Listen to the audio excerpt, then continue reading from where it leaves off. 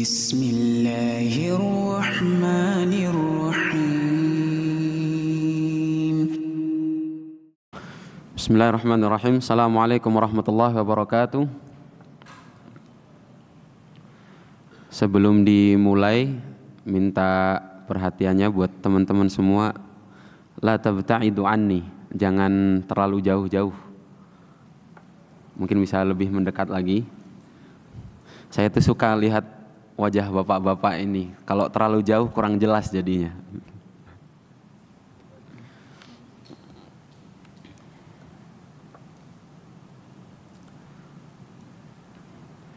Bismillahirrahmanirrahim. Alhamdulillahirabbil alamin. Wassalatu wassalamu ala asyrafil anbiya'i wal mursalin nabiyina Muhammadin wa ala alihi wa sahabatihi ajma'in wa man tabi'a bihadihi ila yaumiddin wa sallama tasliman katsira. Ahibati fillah azan wa iyyakum. Alhamdulillah pada malam hari ini kita bisa kembali berkumpul di Masjid Al-Aziz, masjid yang mulia ini, atas rahmat dan karunia Allah Subhanahu wa taala sehingga kita dapat melanjutkan pembelajaran kita pada sirah, sejarah kehidupan Nabi sallallahu alaihi wasallam. Yang mana pada pertemuan sebelumnya kita telah sampai pada meninggalnya dua orang yang begitu kuat dalam menolong dakwah Nabi sallallahu alaihi wasallam, yaitu istri beliau sendiri Khadijah bintu Khuwailid radhiyallahu anha dan juga paman beliau Abu Talib ibn Abdul Muttalib. Setelah kedua orang tersebut meninggal, terutama setelah Abu Talib meninggal, orang-orang kaum musyrikin, kufar Quraisy, mereka itu jadi semakin berani dalam menentang dakwah Nabi sallallahu alaihi wasallam. Karena sebelumnya mungkin mereka menyiksa Nabi, mereka mencaci maki Nabi, sampai mereka mengepung keluarga Nabi Bani Hashim di lembahnya Abu Talib. Tapi meskipun begitu, mereka itu masih ada segan, masih ada takutnya, karena Nabi Shallallahu Alaihi Wasallam begitu dibela oleh paman beliau, oleh Abu Talib, dan Abu Talib merupakan orang yang memiliki kedudukan tinggi di tengah-tengah orang-orang Quraisy. Akan tetapi ketika paman beliau meninggal, ketika Abu Talib meninggal, orang-orang kaum kufar Quraisy jadi semakin berani dalam menentang dakwah Nabi Shallallahu Alaihi Wasallam. Maka ketika Amul Huzn, tahun kesedihan itu tiba, Nabi Shallallahu Alaihi Wasallam sudah dikepung di Syi'ab Abi Talib, di lembahnya Abu Talib selama 3 tahun. Kemudian istri beliau meninggal, kemudian paman beliau meninggal, dan orang-orang kufar Quraisy semakin gencar dalam menentang dakwah Nabi Shallallahu Alaihi Wasallam. Beliau pun mencoba peruntungan lain, mencoba alternatif lain.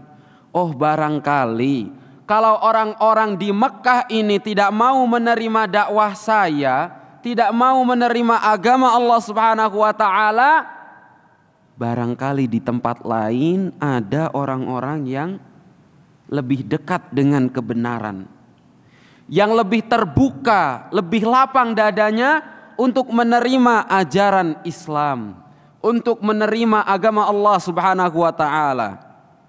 Maka beliau pergi ke sebuah kota yang jauh dari Mekkah, kira-kira jaraknya 80 km. Beliau sallallahu alaihi wasallam pergi ke kota Taif. Taif itu daerah yang banyak pegunungannya. Kira-kira kalau kita di Bandung itu seperti Lembangnya Bandung gitu.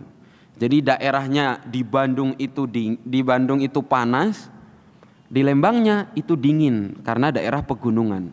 Taif kira-kira seperti itu. Jadi kalau di Mekah itu daerah lembah yang begitu panas, kalau Taif itu begitu sejuk karena pegunungan. Kalau orang-orang Jabodetabek mungkin seperti puncak gitu. Taif. Nabi SAW berjalan kaki dari Makkah menuju ke Taif bersama dengan anak angkat beliau Zaid bin Harithah radhiyallahu an. Nabi SAW pergi ke Taif untuk menemui orang-orang Taif yang mana mereka merupakan suku atau kabilah Thaqif. Kabilah Thaqif itu memiliki 3 pemuka suku. Mereka semua adalah Abdu Yalil, yang kedua adalah Habib, dan yang ketiga adalah Mas'ud. Ketiga-tiganya itu merupakan putra dari Amr ibn Umair Ats-Tsaqafi. Abdu Yalil, Mas'ud, dan Habib. Mereka bertiga anaknya Amr ibn Umair Ats-Tsaqafi. Nabi SAW menemui pemuka suku tersebut, menemui mereka bertiga dengan harapan mereka akan menerima dakwah Islam, sehingga kemudian orang-orang dari kabilah mereka akan mengikuti kebenaran yang mereka terima. Harapan Nabi SAW.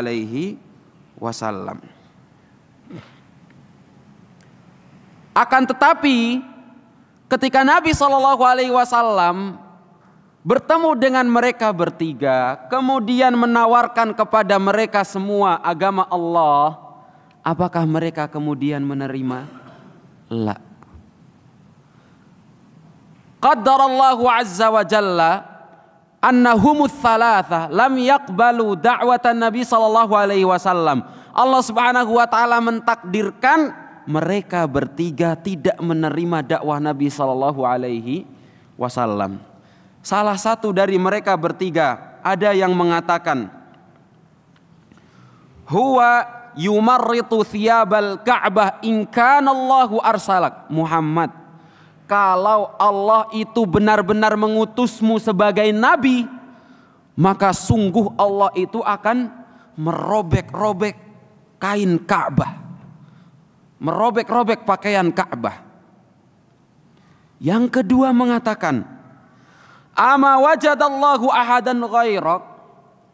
Muhammad, apa enggak ada lagi orang selain kamu? Allah itu enggak nemu orang lain yang ia utus selain kamu. Udah tinggal kamu doang nih yang Allah utus. Enggak ada lagi yang lebih layak selain kamu memang. Orang yang kedua. Yang ketiga mengatakan, wallahi la ukallimuka abadan. Demi Allah, aku tidak akan mengajakmu berbicara selamanya. Limadha? Kata dia, in kunta rasulan la anta a'zamu khataran. Kalau kamu itu benar-benar seorang rasul, maka kamu itu jauh lebih berbahaya. Faqama anhum Rasulullah sallallahu alaihi wasallam wa qala lahum idh fa'altum ma fa'altum faktumu anni. Maka Nabi SAW bangkit karena mereka bertiga tidak menerima dakwah Nabi SAW. Nabi SAW pun pergi.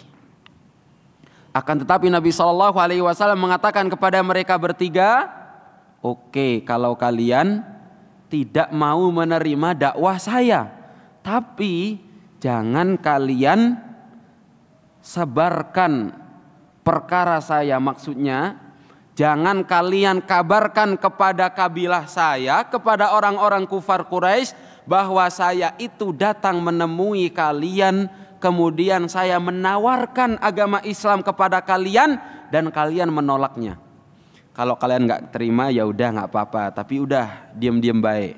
Jangan sebarkan kejadian ini, nggak perlu disebarluaskan apa yang terjadi hari ini, kata Nabi SAW. Kemudian Nabi SAW kurang lebih beliau selama 10 hari beliau berdiam diri di Taif masih berharap barangkali orang-orang kabilah Thaqif, orang-orang suku Thaqif itu ada dari mereka yang akan menerima dakwah Islam, barangkali. Akan tetapi apa yang beliau dapati tidak seperti apa yang beliau harapkan. Realita tidak sesuai dengan ekspektasi.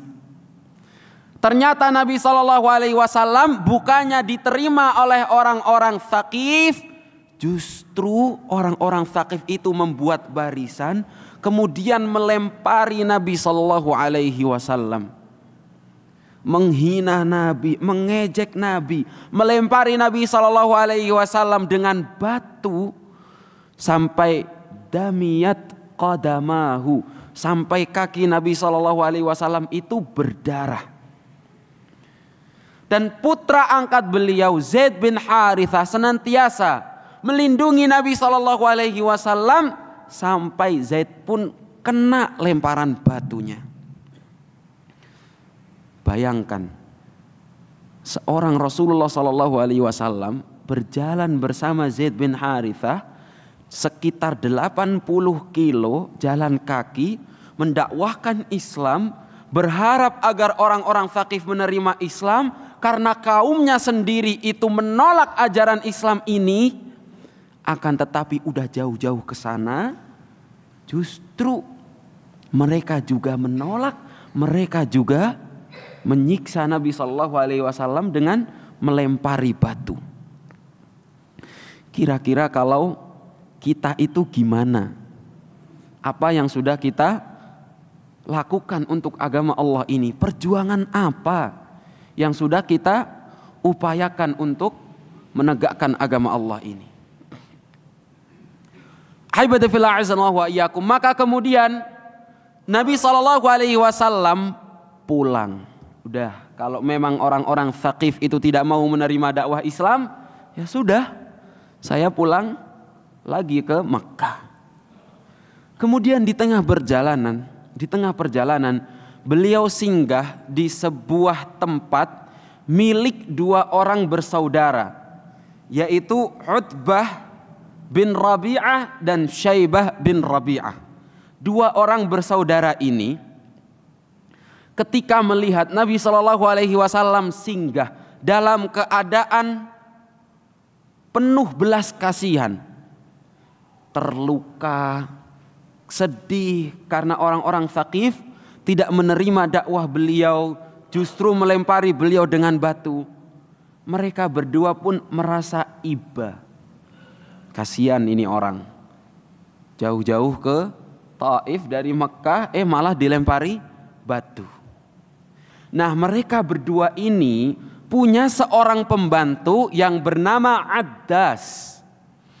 Addas ini adalah seorang Nasrani, pembantunya Utbah dan Syaibah, anaknya Rabi'ah. Keduanya putra Rabi'ah. Salah satu dari keduanya, salah satu di antara Utbah ataupun Syaibah itu bilang sama Addas, Addas kan? Kalau di Indonesia kan panggilnya Addas, masa enggak, kurang tepat. Ya Addas kalau orang Arab. Ya Addas, ambil seikat inab itu anggur. Ambil seikat anggur ini, kemudian berikan kepada orang itu. Kasihan tuh orang, udah terluka jauh-jauh dari Mekah. Maka kemudian Addas berjalan menemui Nabi SAW. Kemudian saat Addas itu menyuguhkan anggur kepada Nabi SAW, Nabi SAW pun mengambil anggur tersebut dan mengucapkan Bismillah, kemudian memakan anggur tersebut. Maka Addas pun heran, Addas pun terkejut. Addas mengatakan kepada Nabi SAW, "Ma hadzal qaulul ladzi taquluhu? Inna hadzal qaul la yaquluhu ahlu hadhil bilad." perkataan apa yang engkau ucapkan sebelum engkau makan tadi. Sesungguhnya perkataan ini adalah kalimat yang tidak diucapkan oleh penduduk negeri ini. Heran Addas, karena Addas adalah seorang Nasrani. Maka kemudian Addas berkata maka kemudian Nabi SAW menjawab Addas dengan mengatakan, dengan bertanya balik. Nabi juga heran dalam diri beliau, kok ini orang bisa tahu perkataan Bismillah ini dalam diri Nabi SAW. Maka Nabi SAW pun bertanya kepada Addas, tanya balik, kamu itu dari mana? Kok kamu bisa tahu perkataan ini? Apa agamamu? Maka kemudian Addas menjawab, Nasrani. Saya itu seorang Nasrani. Saya dari daerah Nainawa. Ana min ahli Nainawa. Saya itu dari daerah Nainawa. Saya seorang Nasrani. Kemudian Nabi SAW mengatakan, min qaryatir rajulis saleh Yunus ibn Matta.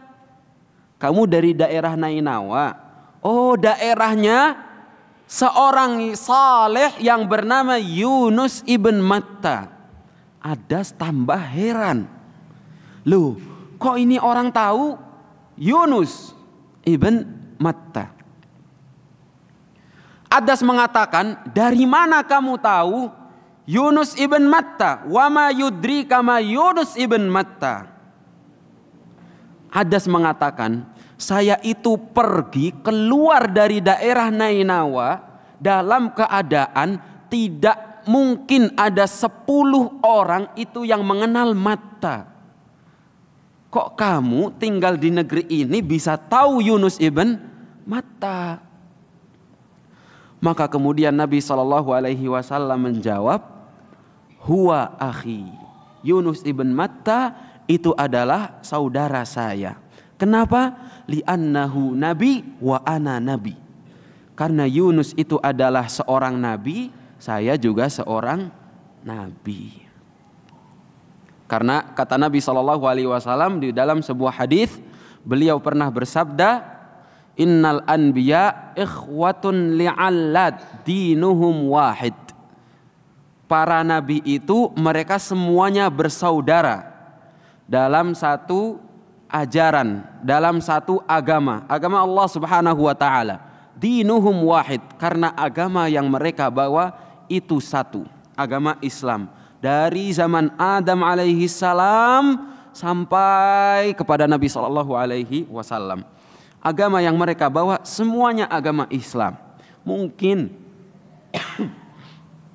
ada perbedaan dalam syariat, tapi dalam keyakinan, dalam akidah, dalam agama, mereka semua membawa agama yang satu.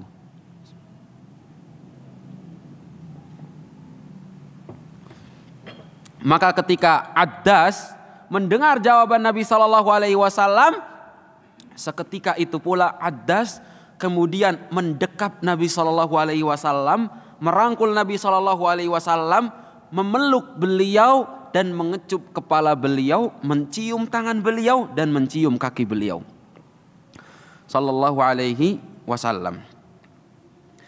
Maka ketika dua orang tuannya, Utbah dan juga Syaibah, melihat apa yang dilakukan Addas, mereka saling berbisik, waduh celaka ini. Orang ini sudah mempengaruhi Addas. Orang ini sudah merusak keyakinan Addas, kata salah satu dari keduanya. Maka ketika Addas itu datang menghampiri mereka setelah memberikan anggur kepada Nabi SAW, kembali kepada tuannya, salah satu dari mereka mengatakan, waihak, mahadha, Addas, celaka kamu, apa yang kamu lakukan tadi? Maka kemudian Addas menjawab, ya sayyidi, ma fil ardi syai'un khairun min hadzal rajul. Wahai tuanku, tidak ada di muka bumi ini yang lebih baik daripada orang tadi. Kata Addas. Mengapa? Laqad akhbarani bi amrin la ya'lamuhu illa nabi. Karena orang tadi itu memberitahuku sesuatu perkara yang tidak diketahui kecuali oleh seorang nabi. Kata Addas. Faqala, maka kemudian mereka berdua mengatakan, waihaka ya Addas, la yasrifannaka an dinik, fa inna dinaka khairun lak. Celaka kamu wahai Addas, jangan sampai orang tadi itu memalingkanmu dari agama nenek moyangmu, dari agamamu saat ini, karena agamamu saat ini itu lebih baik bagimu. Kata dua orang bersaudara tadi, Utbah dan juga Syaibah. Kemudian Nabi SAW beliau bersedih ketika beliau SAW singgah. Beliau bersedih, beliau melakukan sholat 2 rakaat, kemudian beliau mengadukan apa yang beliau alami kepada Allah Subhanahu wa Ta'ala. Beliau berdoa dan mengajarkan doa ini sebagai ajaran bagi kita semuanya, agar ketika kita mendapati kesulitan, salah satu yang disyariatkan oleh Nabi SAW adalah dengan mengadukan kesulitan kita hanya kepada Allah Subhanahu wa Ta'ala, bukan kepada yang lainnya. Nabi SAW berdoa kepada Allah Subhanahu wa Ta'ala, Allahumma inni ashku ilaika dha'fa quwwati wa qillata hilati wa hawani 'alan nas. Ya Allah, sesungguhnya aku mengadukan kepadamu, hanya kepadamu aku mengadukan dha'fa quwwati, kelemahan diriku, wa qillata hilati, dan juga sedikitnya upayaku, wahawani 'alan nas, dan juga rendahnya diriku di hadapan manusia. Ya arhamar rahimin, wahai zat yang paling berbelas kasih di antara yang berbelas kasih. Anta rabbul mustad'afin wa anta rabbi, sesungguhnya engkau adalah Tuhan bagi mereka orang-orang yang lemah, dan engkau juga merupakan Tuhanku. Ila man takiluni, kepada siapa lagi engkau akan menyerahkan diriku? Ila ba'idin yatajahamuni, kepada orang yang begitu jauh, yang senantiasa menjelek-jelekanku, yang senantiasa mencelaku. Au ila aduwin mallaktahu amri, atau engkau akan menyerahkanku kepada musuh yang sudah menguasai perkaraku. Illam yakun bika ghadabun alayya fala ubali, sesungguhnya apabila engkau tidak murka kepadaku, itu sudah cukup bagiku.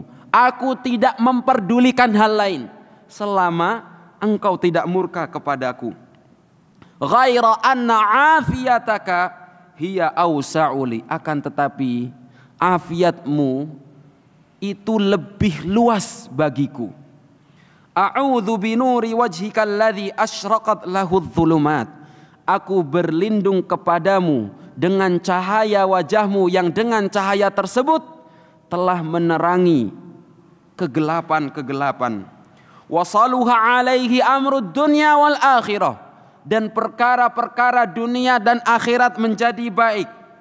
An yahilla alayya ghadabuk, aku berlindung kepadamu jangan sampai kemarahanmu itu menimpaku.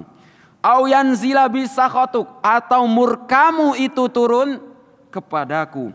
Lakal utba hatta tarda wala haula wala quwwata illa bik, sesungguhnya hanya engkaulah yang berhak untuk menegurku sampai engkau meridaiku, sehingga engkau meridaiku, dan tidak ada daya dan upaya melainkan hanya kepadamu.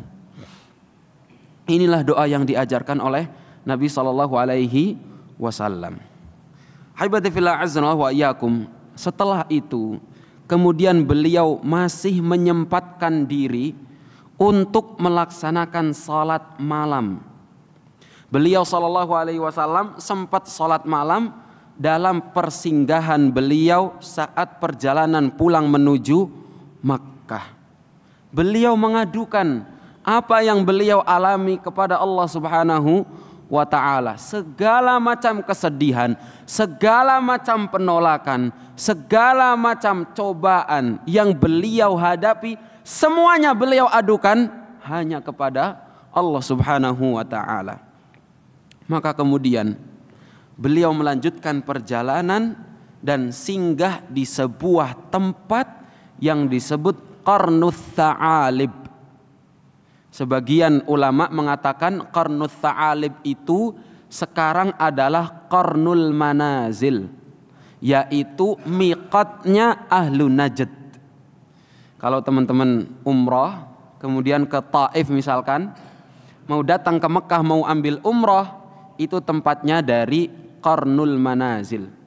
Ahlu Najd waman haulahu waman marra bihi, yaitu Qarnu al-Manazil. Kemudian di daerah tersebut, di Qarnuth Tha'alib, beliau didatangi oleh malaikat Jibril alaihi salam. Malaikat Jibril datang menyampaikan salam kepada Nabi SAW dan mengatakan kepada Nabi SAW, "Ya Muhammad, sesungguhnya Allah Subhanahu wa ta'ala itu sudah tahu apa yang dilakukan oleh kaummu. Segala macam hinaan, segala macam siksaan, perlakuan kaummu terhadapmu, itu semua Allah Subhanahu wa ta'ala sudah tahu. Dan Allah Subhanahu wa ta'ala mengirimkanku kepadamu membawa seorang malaikat penjaga gunung di sekitar sini untuk menemuimu dan melakukan apa yang engkau perintahkan." Kemudian malaikat tersebut mengatakan kepada Nabi SAW, "Ya Rasulullah, ya Muhammad, sesungguhnya aku diberitahu oleh Allah perlakuan kaummu terhadapmu. Wa inni malakul jibal, dan aku adalah malaikat penunggu gunung, penjaga gunung-gunung di sekitar sini." Karena di daerah jalan dari Mekah ke Taif itu penuh dengan pegunungan. Seperti yang tadi diceritakan bahwa Taif itu daerah yang dipenuhi pegunungan. Di daerah Qarnuth Tha'alib itu ada 2 gunung yang begitu besar. Nah, malaikat penjaga gunung itu mengatakan kepada Nabi SAW, "Wa in syi'ta la utbiqanna alaihimul akhsyabain." Wahai Muhammad, kalau kamu mau, aku itu bisa saja untuk menimpakan kepada mereka, kepada kaummu, 2 gunung ini. Lihat 2 gunung ini. Kalau kamu mau, tinggal saya lemparkan 2 gunung ini kepada kaummu. Bayangkan kalau kita di posisi Nabi SAW, ditolak oleh kaum sendiri, pergi ke kaum lain, ditolak juga, kemudian malah dilempari batu, dicaci maki. Kita mengadu kepada Allah, berkeluh kesah kepada Allah, kemudian Allah kirimkan malaikat penjaga gunung untuk melakukan apapun yang kita mau. Bahkan malaikat mengatakan, kalau kamu mau, ini 2 gunung besar ini tinggal saya timpakan kepada mereka. Apa yang kita jawab untuk malaikat kira-kira? Apa yang kita jawab untuk mereka? Nuh alaihi salam, bayangkan seorang nabi, Nuh alaihi salam, ketika melihat pengingkaran kaumnya sendiri, apa yang dikatakan Nuh alaihi salam? "Rabbi la tadhar 'alal ardi minal kafirina dayyara." ya Allah, jangan engkau sisakan di muka bumi ini, di atas muka bumi ini orang-orang kafir. Jangan sisakan, habisi mereka semua.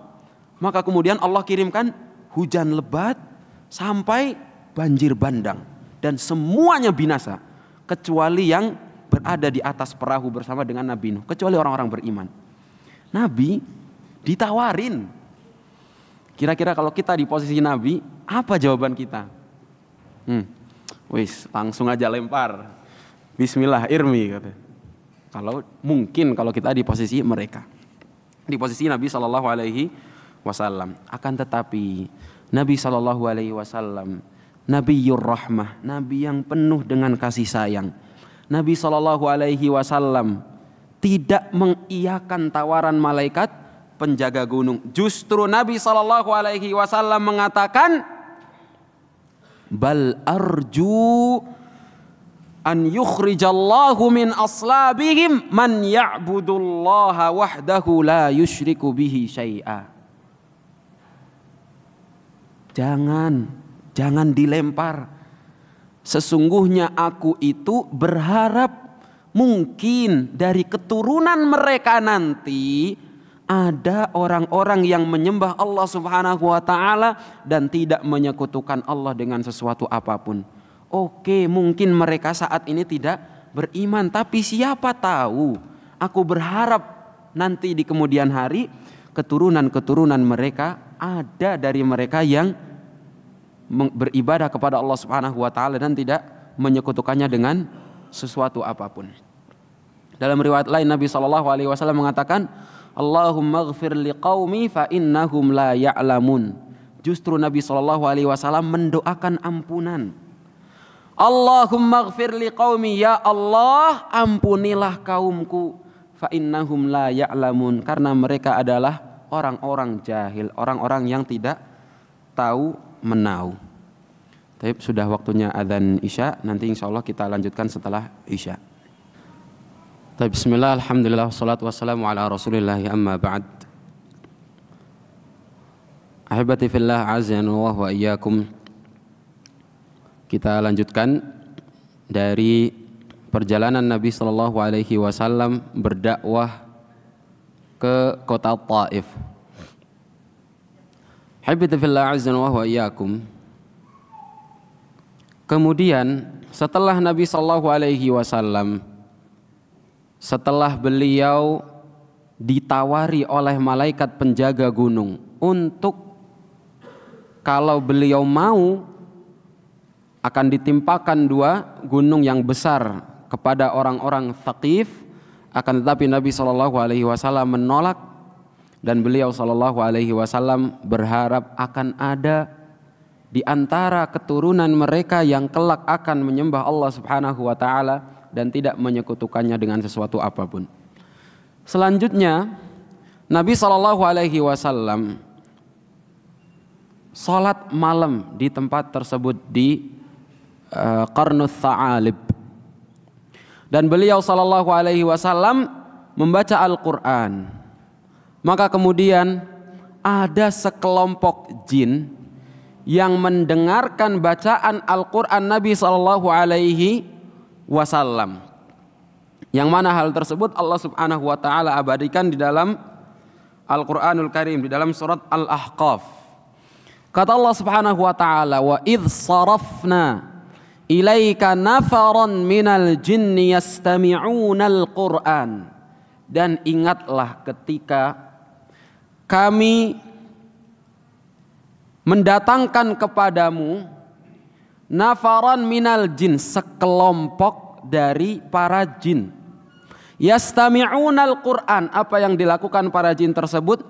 Mereka mendengarkan Al-Qur'an. Falamma hadaruhu, ketika mereka menghadiri majlis Al-Qur'an itu, ketika mereka menghadiri dibacakannya Al-Qur'an itu, qalu ansitu, mereka mengatakan diam, dengerin, diam.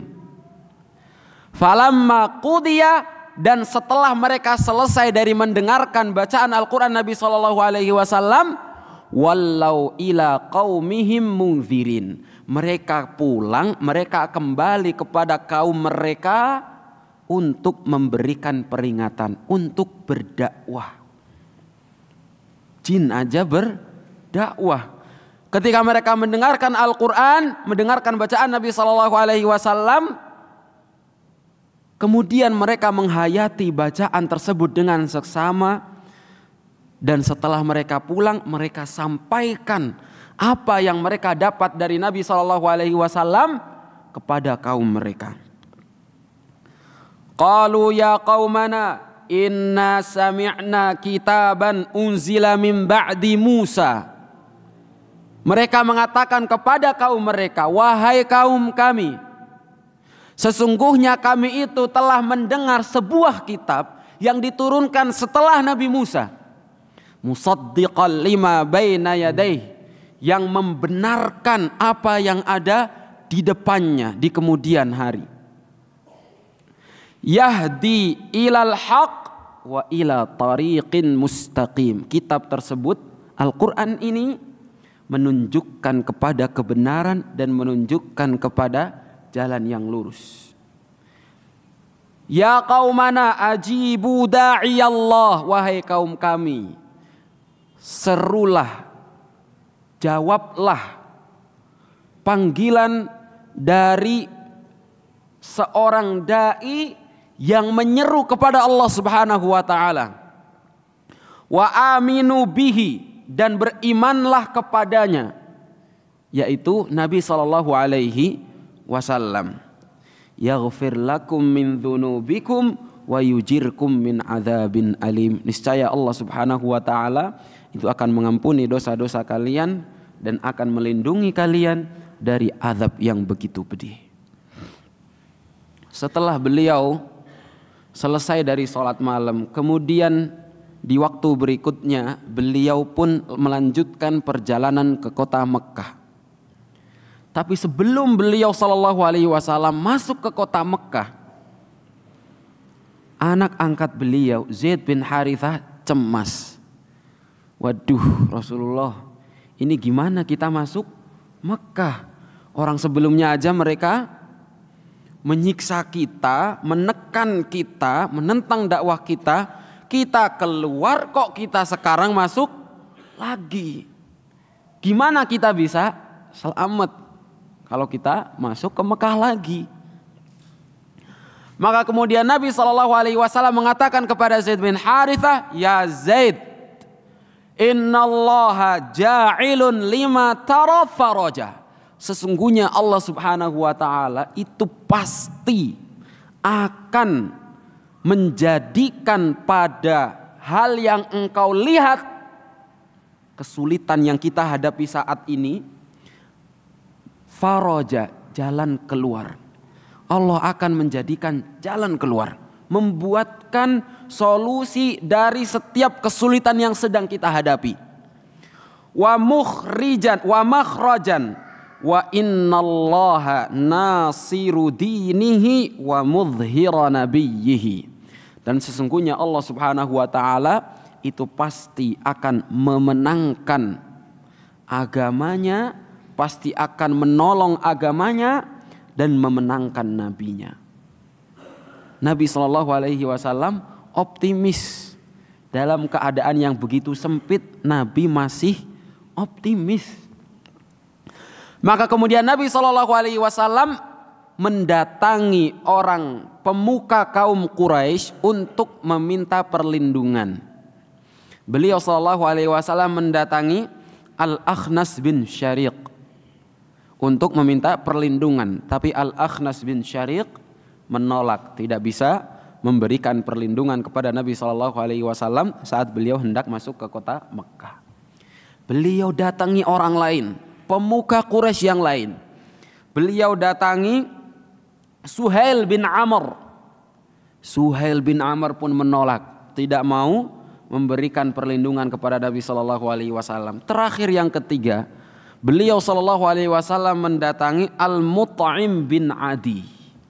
Dan Al-Mut'im bin Adi kemudian mengambil senjatanya, mengajak keluarganya untuk melindungi Nabi Shallallahu Alaihi Wasallam, sehingga Nabi Shallallahu Alaihi Wasallam bisa masuk ke kota Mekkah, masuk ke Masjidil Haram dalam keadaan selamat.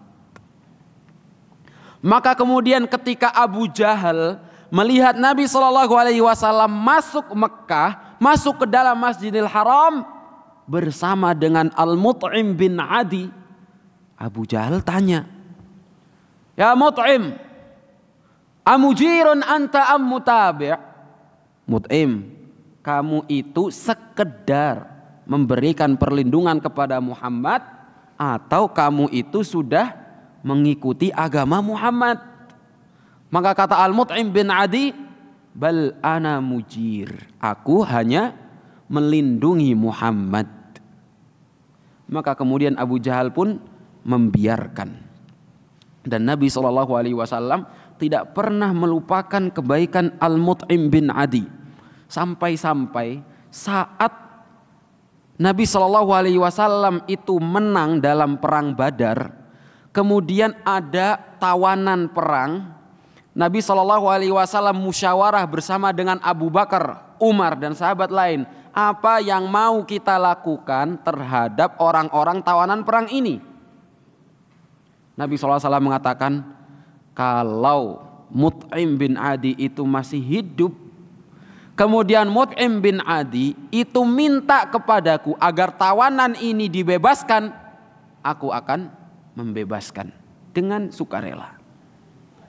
Sebagai bentuk balas budi Nabi SAW kepada Al-Mut'im bin Adi. Inilah kisah bagaimana Nabi SAW berdakwah pertama kalinya. Beliau keluar dari Mekkah menuju Taif ketika beliau sudah mendapati begitu keras dan begitu kuat penentangan orang-orang kufar Quraisy di Mekkah. Beliau keluar, tapi justru yang beliau dapati dari orang-orang Taif persis seperti yang beliau dapati dari orang-orang Mekkah, yaitu penolakan dan penentangan akan dakwah beliau sallallahu alaihi wasallam. Banyak sekali pelajaran yang dapat kita ambil dari kisah perginya Nabi sallallahu alaihi wasallam ke Taif. Di antaranya adalah annal hikmah taqtadi alla yatahaddatsa asy-syakhsu an kulli syai'. Hikmah itu menyebutkan agar seseorang itu tidak membicarakan kepada orang lain segala sesuatunya. Lihatlah ketika Nabi SAW itu mendakwahkan kepada Abdu Yalil, Mas'ud dan juga Habib. Mendakwahkan kepada mereka bertiga. Kemudian mereka bertiga itu menolak.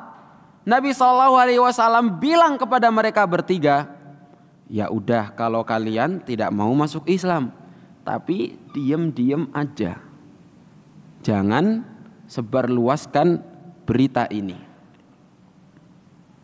Karena seandainya berita itu tersebar di orang-orang penduduk Makkah, maka bisa jadi kemungkinan besar orang-orang Mekah akan lebih mengolok-olok Nabi SAW. Muhammad keluar minta perlindungan, ditolak, balik lagi dia ke sini, tambah diolok-olok. Makanya beliau bilang kepada mereka agar diam. Dan begitu pula kita, ketika kita punya sebuah rencana, kita ingin meraih sesuatu dan kita memiliki rencana, jangan kita sampaikan rencana itu ke semua orang.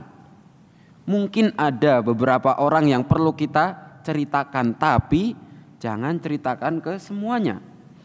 Karena Nabi SAW pernah bersabda, ista'inu ala injahi hawaijikum bil kitman, fa inna kulladzi ni'matin mahsud. Gunakanlah untuk meraih apa yang hendak engkau capai, kebutuhan, keperluan yang hendak engkau inginkan, gunakanlah al-kitman, diam-diam. Fa inna kulladzi ni'matin mahsud, karena setiap orang yang memiliki nikmat itu pasti didengki, diiri. Ada yang iri, pasti ada yang iri. Kita punya rencana ngomong sama orang lain, bisa jadi orang itu pengen nikung. Seperti yang pernah terjadi dengan Abu Musa al-Asy'ari radhiyallahu anhu. Abu Musa al-Asy'ari itu pernah didatangi oleh seorang pemuda. Beliau pernah mengatakan, aku itu tidak pernah dikalahkan seumur hidupku kecuali sekali oleh seorang pemuda. Waktu itu pemuda itu bilang, Abu Musa, ada perempuan cantik, jangan kamu nikahi, karena perempuan itu sudah dicium oleh laki-laki, kata pemuda tersebut. Maka kemudian Abu Musa itu tidak mau menikahi perempuan tersebut, karena pemuda tahu kalau Abu Musa mau menikahi, dia pasti kalah. Dia seorang pemuda, Abu Musa sahabat yang mulia, walinya pasti akan lebih memilih Abu Musa. Maka kemudian pada suatu hari Abu Musa melihat si pemuda tadi itu sedang berjalan bersama dengan perempuan itu.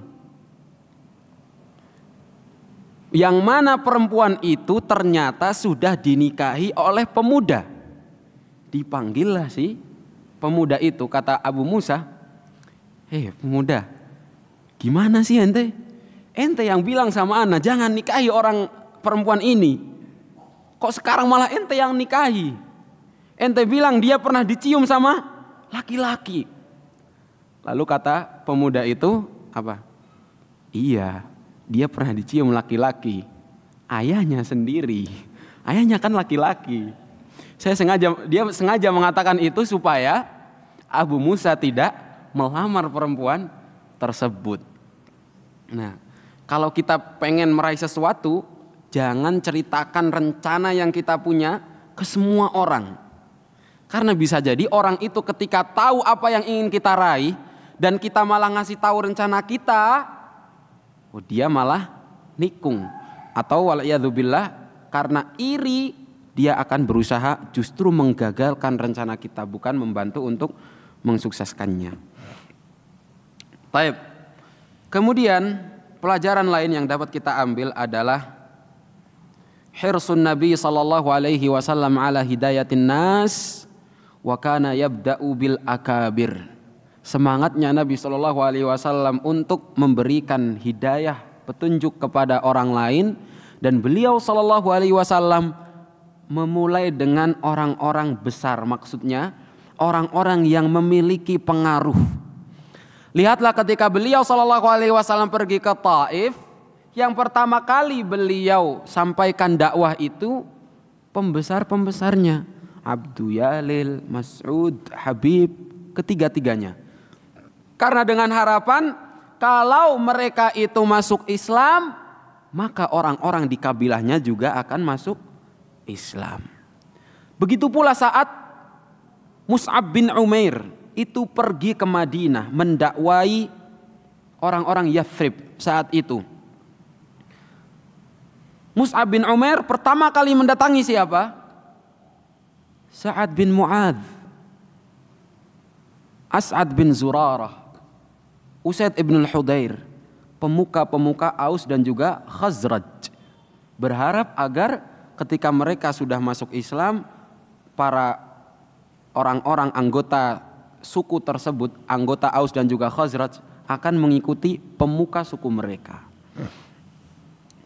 Tapi bukan berarti kita mengabaikan yang lainnya. Bukan berarti kita mengabaikan yang lainnya. Tapi orang-orang yang memiliki kedudukan tertentu itu berhak untuk kita berikan perhatian khusus, perhatian lebih. Karena dengan harapan ketika dia masuk Islam, semoga banyak orang yang akan mengikuti jejak orang tersebut dalam menerima kebenaran. Baik.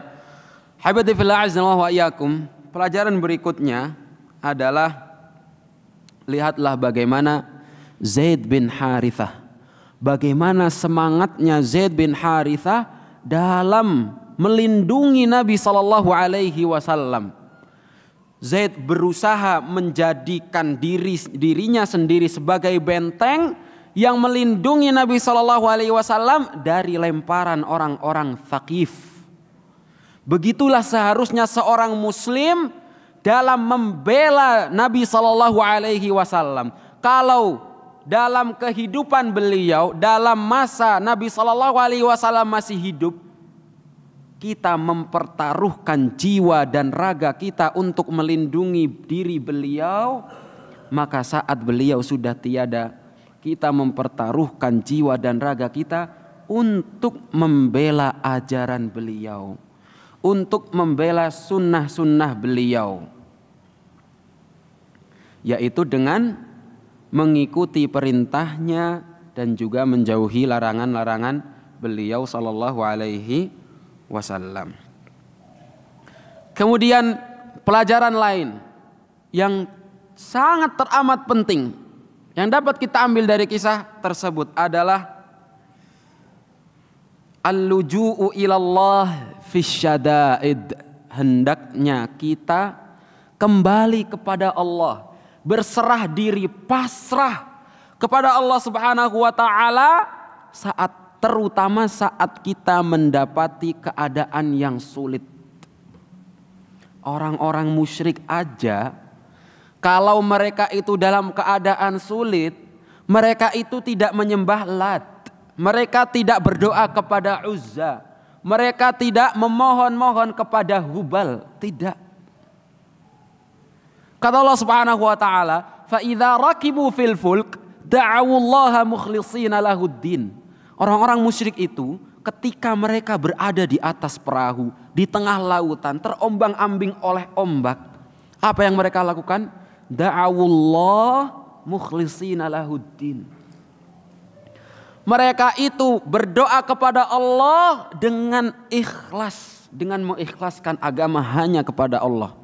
Tapi kemudian lamma najahum ilal bar, ketika Allah selamatkan mereka kepada daratan, idahum yusyrikun, kemudian mereka kembali melakukan kesyirikan.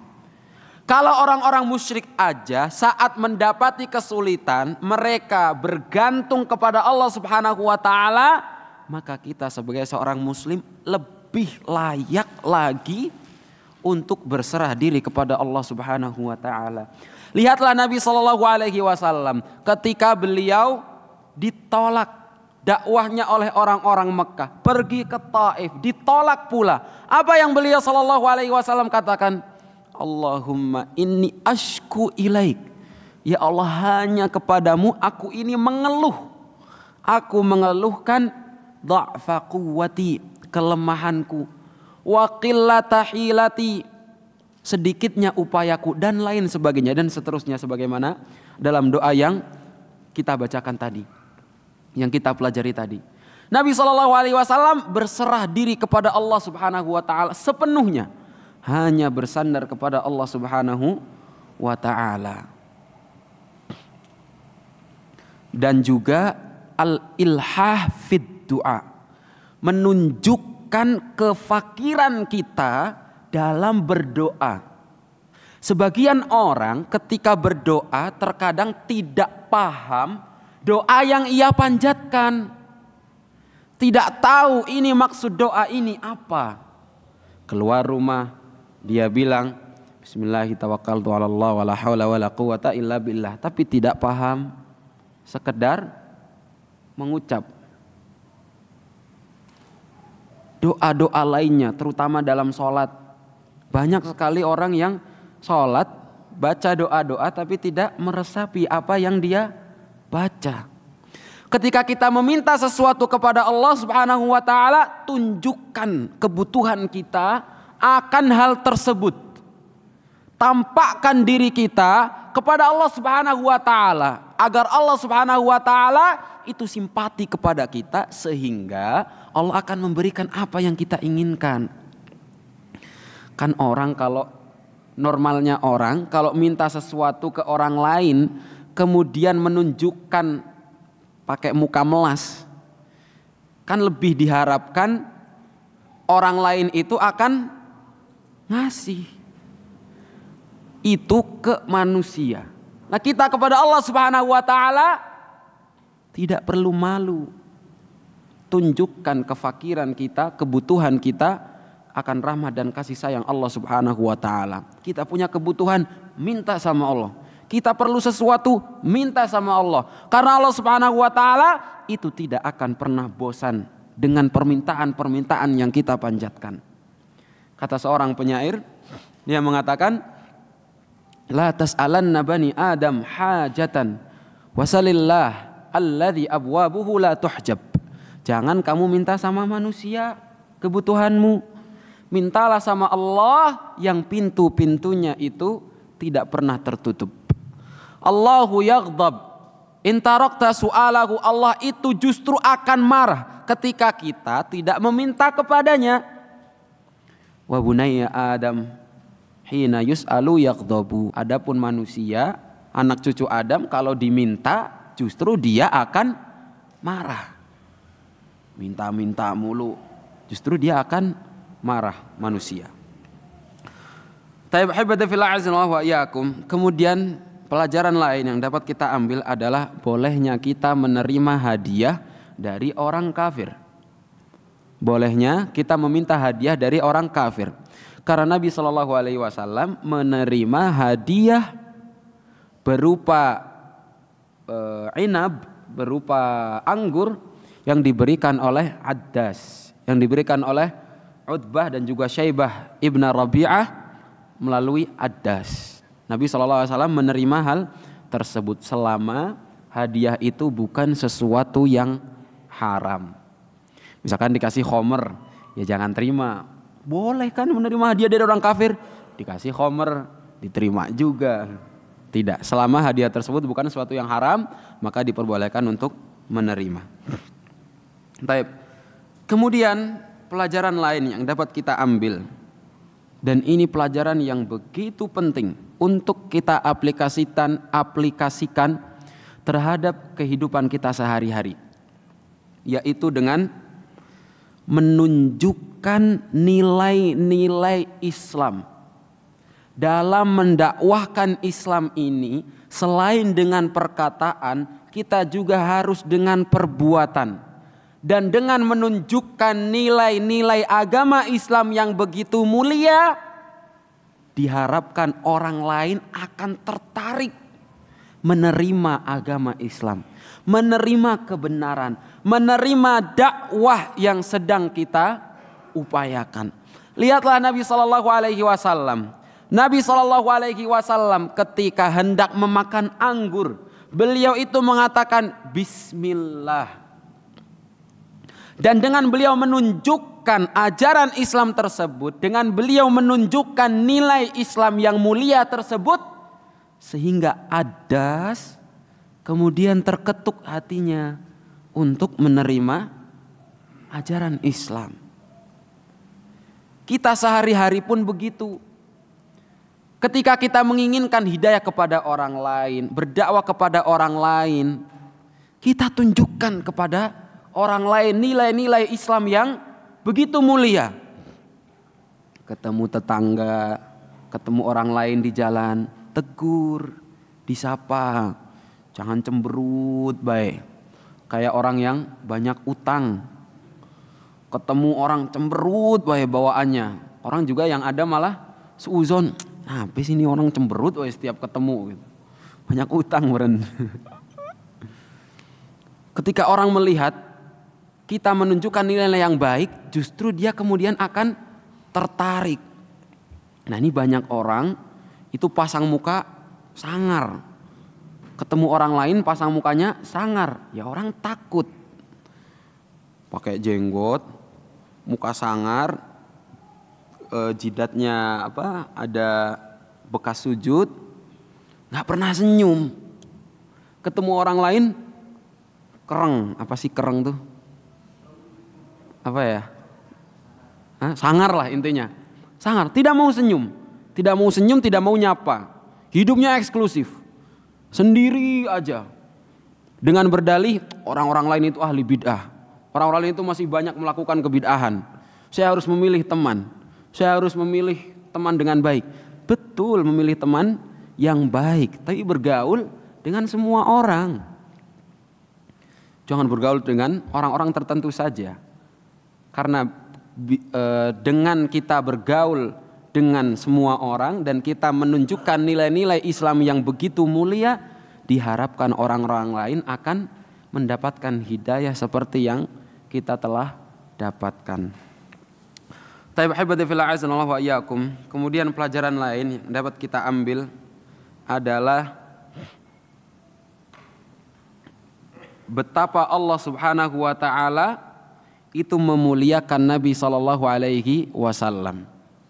Ketika Nabi itu sudah diberikan cobaan oleh Allah dengan cobaan yang begitu besar, Allah tidak diam. Allah menawarkan bantuan.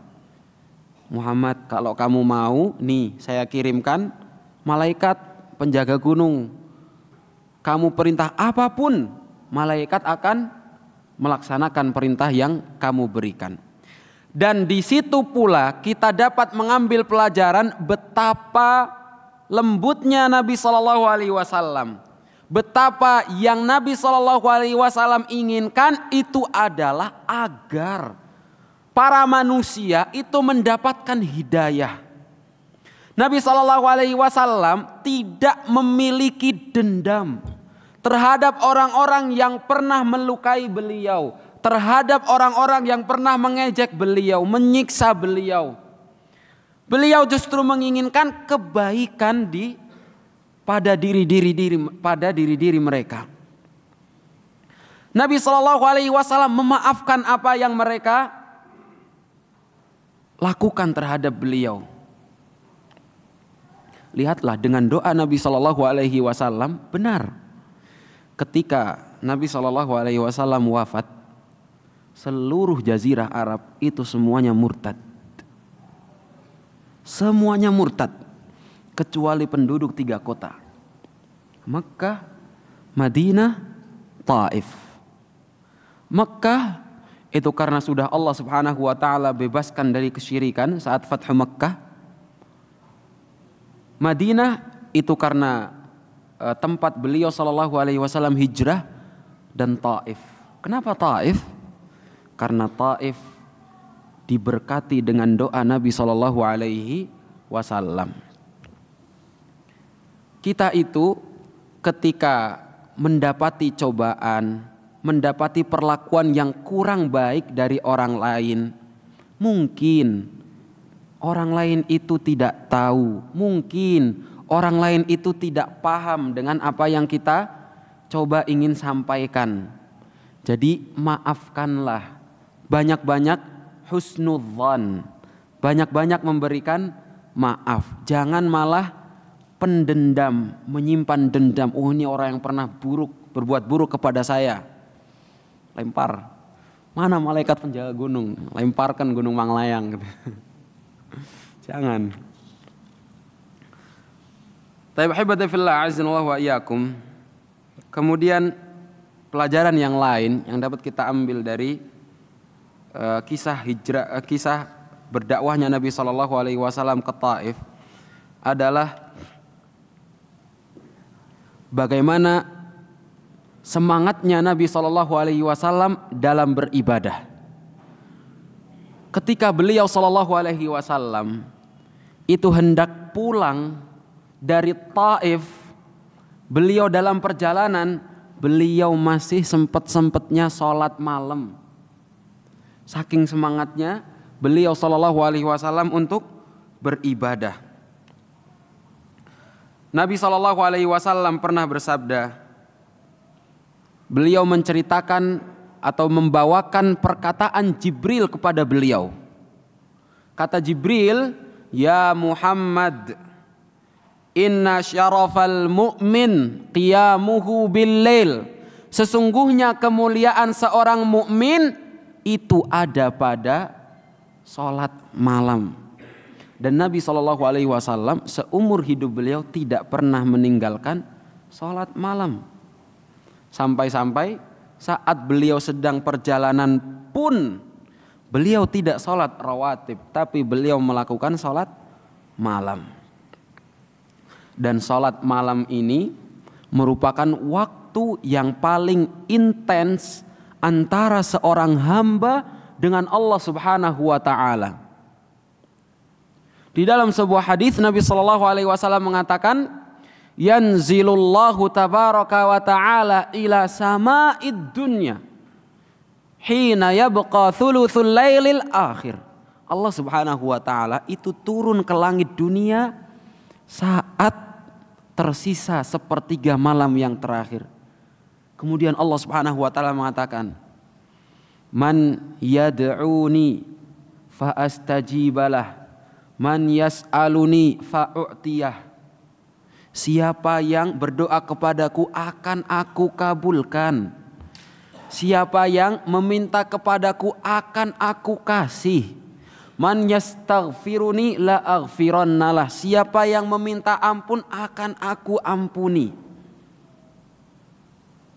Karena kalau sholat 5 waktu itu ya di masjid kelihatan mana yang sholat mana yang tidak. Tapi kalau sholat malam qiyamul lail itu waktu antara seorang hamba dengan Allah Subhanahu wa taala saja. Tempatnya seorang hamba berkhalwat bersama dengan Rabbnya.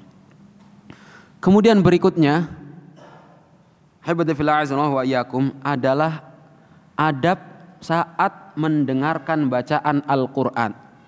Jin aja itu tahu adabnya ketika mendengarkan Al-Qur'an. Kata Allah Subhanahu wa taala, falamma hadaruhu qalu ansitu. Mereka para jin itu ketika menghadiri majlis yang dibacakan di dalamnya Al-Qur'an, qalu ansitu. Mereka bilang, mereka saling mengatakan kepada teman-temannya, diam, dengarkan dengan seksama bacaan Al-Qur'an ini. Allah Subhanahu wa taala juga mengatakan, wa idza quri'al Qur'an fastami'u lahu wa ansitu la'allakum turhamun. Kalau sedang dibacakan Al-Qur'an maka diam, simak, dengarkan dengan seksama. Semoga engkau mendapati rahmat. Kalau jin aja tahu adabnya, kita manusia sebagai makhluk yang lebih mulia dari jin seharusnya lebih paham dengan adab tersebut. Terakhir, pelajaran yang dapat kita ambil dari kisah tersebut, dari kisah perginya Nabi SAW ke Taif, adalah bagaimana ketika seorang mukmin menginginkan sesuatu, hendaknya ia husnudzon kepada Allah Subhanahu wa taala, optimis. Husnudzon kepada Allah Subhanahu wa taala, kita akan meraih sesuatu yang kita inginkan. Jangan belum sudah pesimis. Aduh gimana ya? Saya itu gini, saya itu gitu, saya itu gini. Takut gak sukses. Mau usaha, takut rugi. Mau sekolah, takut gagal. Mau ngelamar perempuan, takut ditolak. Dan lain sebagainya. Jangan takut, berani saja mencoba. Siapa yang mencoba, Allah akan berikan kemudahan. Kata Allah Subhanahu wa taala, wa an laisa lil insani illa ma sa'a. Seseorang itu tidak akan mendapatkan kecuali apa yang dia upayakan. Kalau dia saja tidak mau berusaha, bagaimana dia akan mendapatkan hasil?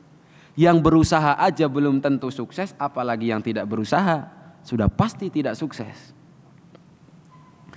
Lihatlah Nabi SAW ketika beliau hendak masuk ke kota Mekkah, beliau mengatakan kepada Zaid bin Harithah, innallaha ja'ilun lima tara farajan wa makhraja. Zaid, Allah itu pasti akan memberikan jalan keluar. Tenang. Wa innallaha lanasirun dinahu wa nabiyahu wa mudhhirun nabiyahu. Sungguhnya Allah itu akan menolong agamanya dan memenangkan nabinya. Tenang. Berhusnudzan kepada Allah Subhanahu wa taala. Allah Subhanahu wa taala juga mengatakan, fa inna ma'al usri yusra, inna ma'al usri yusra. Sesungguhnya dalam kesulitan itu ada kemudahan, bukan setelah. Di dalam kesulitan ada kemudahan. Allah takkidkan, Allah yakinkan kembali, inna ma'al usri yusra. Sesungguhnya dalam kesulitan itu ada kemudahan. Bersama dengan kesulitan itu akan ada kemudahan. Mungkin sampai di sini terlebih dahulu yang dapat kita pelajari pada malam hari ini. Semoga bermanfaat bagi kita semuanya. Allahumma qsim lana min khasyatika ma tahulu bihi bainana wa baina ma'siyatik wa min ta'atika ma tuballighuna bihi jannatak wa min al-yaqini ma tuhawwinu bihi alaina masa'ibad dunya. ومتعنا اللهم بأسمائنا وأبصارنا وقواتنا أبدا ما أبقيتنا واجعله الوارث منا واجعل ثأرنا على من ظلمنا وانصرنا على من عادانا ولا تجعل مصيبتنا في ديننا ولا تجعل الدنيا أكبر همنا ولا مبلغ علمنا ولا تسلط علينا اللهم بذنوبنا من لا يخافك فينا ولا يرحمنا. أقول قولي هذا وآخر دعوانا الحمد لله رب العالمين وصلى الله وسلم وبارك على نبينا محمد وعلى آله وصحابته أجمعين ثم السلام عليكم ورحمة الله وبركاته.